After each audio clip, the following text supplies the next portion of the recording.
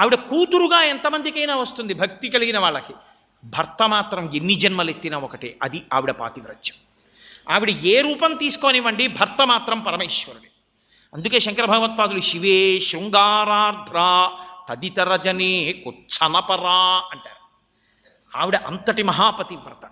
అటువంటి తల్లి దక్ష ప్రజాపతి తనకి భర్త కాబట్టి అల్లుడైపోయాడు అనుకున్నాడంతే ఈ వెర్రివాడు. ఇంత జ్ఞానం పకైపోయింది, అహంకారం పెరిగిపోయి తను వస్తే ఆయన లేవలేదని కోపడ్డాడు.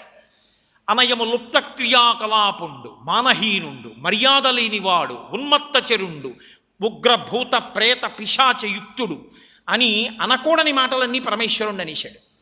అనేసి ఆయన ఏమీ మాట్లాడలేదు.